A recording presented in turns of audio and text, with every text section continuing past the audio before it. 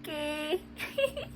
I think it's a lot to feel myself now. It's normal. You see me all dressed up today, made up and everything. It's because I'm just coming from church, actually, and I have to do this video right now. If I don't do this recording, I don't know what's going to happen next, because I have a lot of things to attend to. You know what? See, in life, when things happen, when bad things happen to people, we as humans, we sympathize. But it's not always good to over sympathize with people, because sometimes when bad things happen to people, they are just shopping. Is a consequence, is a result of one bad thing or the other they might have done to somebody in the past. But the funny thing is, you hear that saying, karma is bitch. You hear it very often, but karma is bitch, because sometimes it will not come at you immediately. It will just wait till the next 20 years, 15 years, in fact 30, 40 years later. It will just pop up in your life. Boom. And when it pops up, people begin to say, because some of these people, they might have even changed, they might have turned a new leaf and all of that, and people begin to say, but he's a nice person, he's so easygoing, she's so easygoing. But auntie and uncle, go. Should we play you the playback? Should we come and play you the playback of when brother was a bad guy? Should we come and play you the playback of the days when sis was a savage, when sis was heartless, when sis was wicked? Do you understand? So please, when something bad happens to people, I'm not saying we should not sympathize. Eloba won't sympathize. It's good, it's okay, but don't overdo it sometimes. In fact, some people do it so badly that they begin to say, Allah. They begin to question God, and they begin to say all manner of things. You better be careful. Be careful, so that you don't end up, you understand, shopping knock over another person's matter. Do you understand? So today, I want to gist you about what, guys. Gist you about what has happened to my friend. My personal person. Of course, this is her permission, okay? I want to tell you what she experienced. Somebody did that bad, and that person is expected to go scot-free. But karma this time was not nice at all. He was so impatient. He came jumping at him almost immediately after, the bad deed.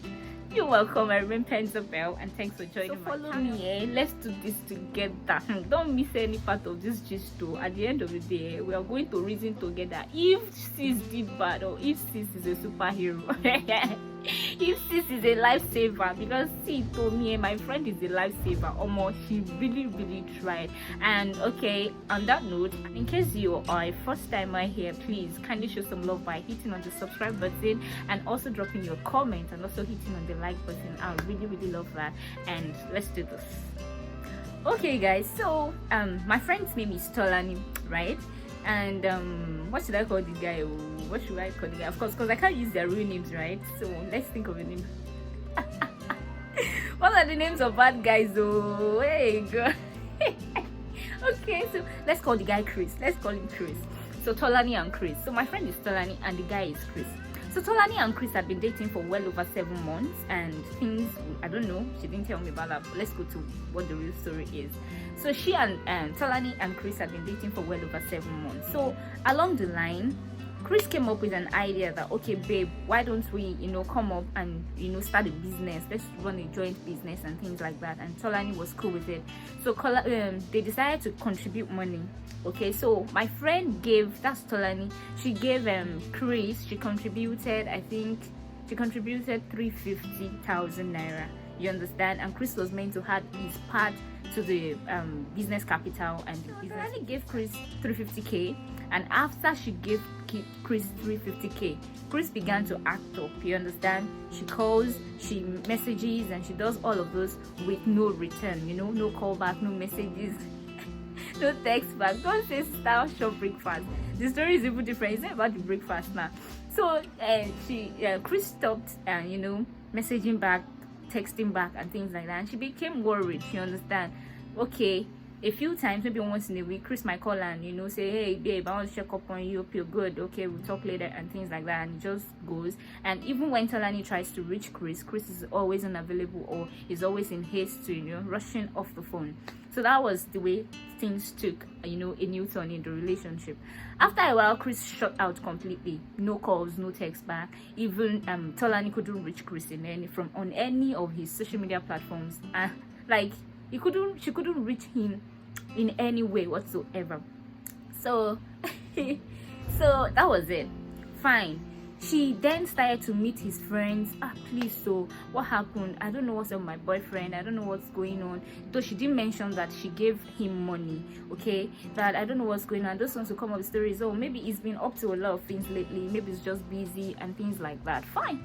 Okay, after like 2 months of Tolani not hearing from Chris and all of that, you know, she summed up courage, and you know, she just had to go. Life must continue now, so she kept living her life.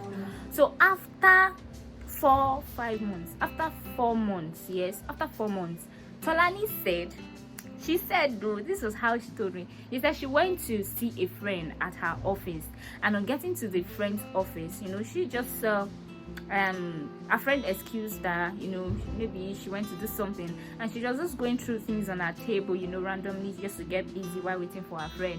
Then she saw this ivy.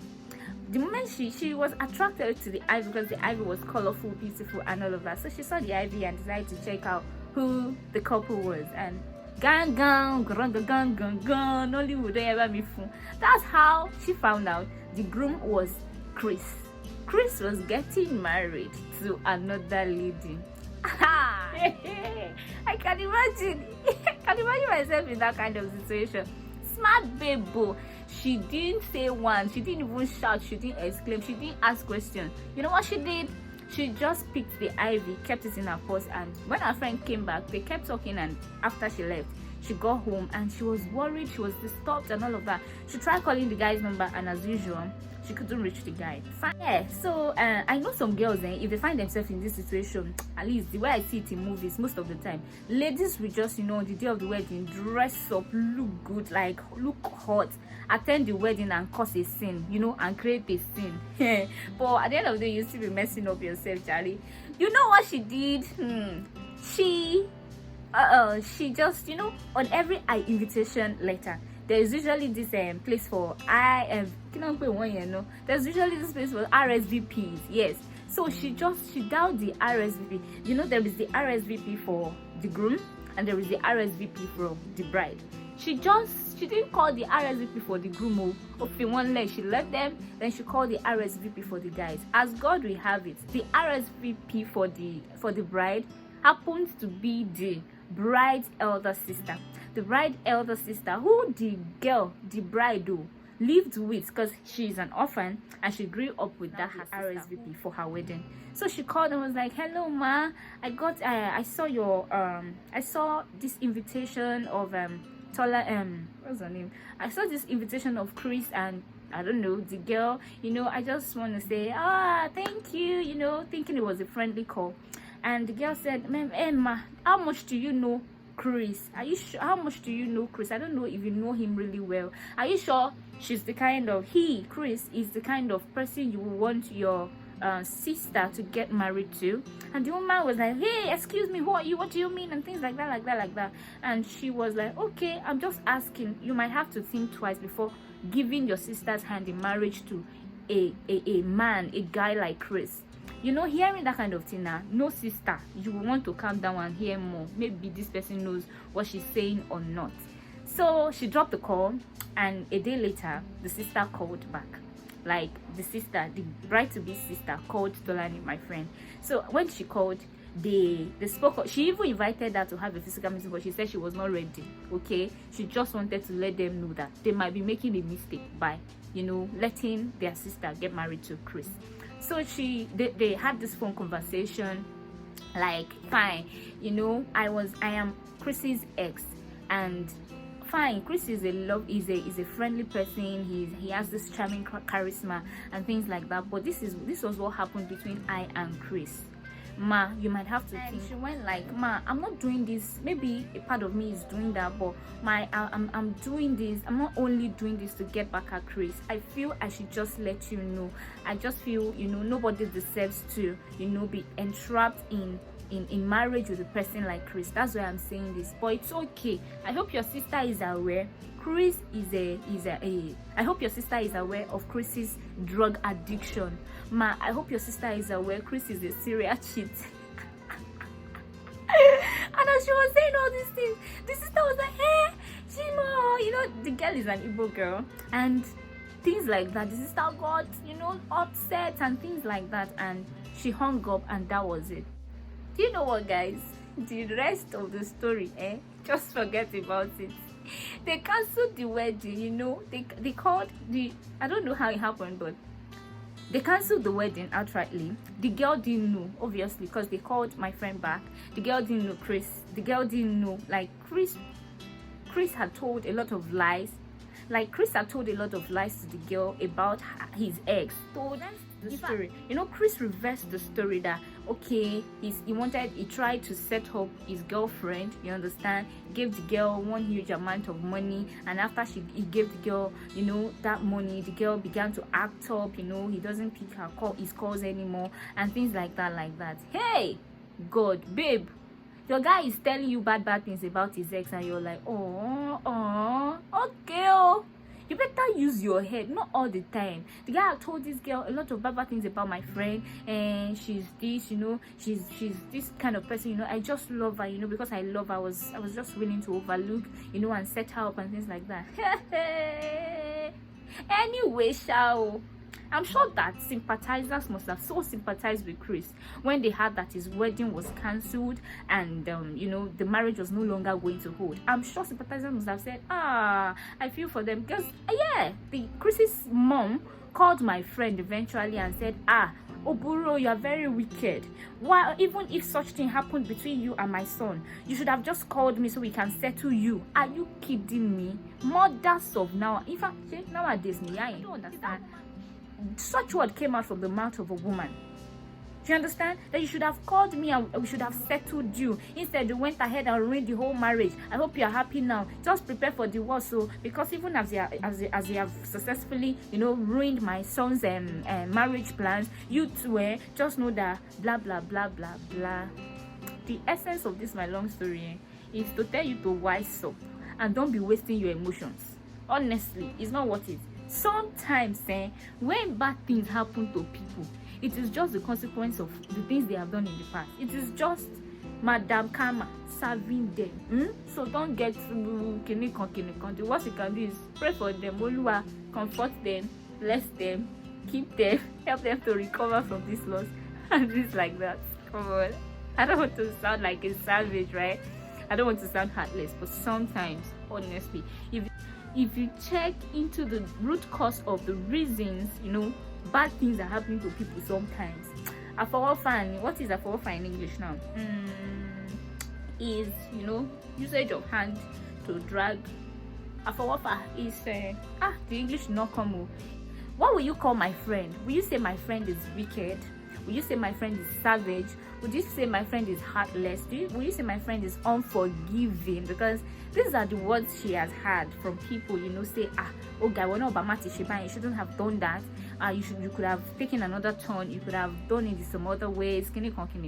But me personally, I call my friend a superwoman. I call her a strong woman. I call her smart babe with get sense, because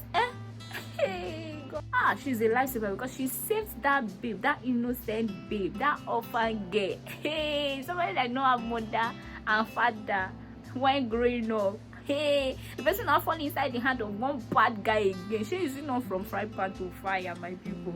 So seriously, I want to salute my friend. I'm dedicating this vlog to my friend. Babe, you are strong, you are smart, you're a lifesaver, honestly. And to everybody out there, keep doing bad though if you are doing bad, and if you are doing good there, just keep doing good. The Lord will serve you at the very right time, and when it comes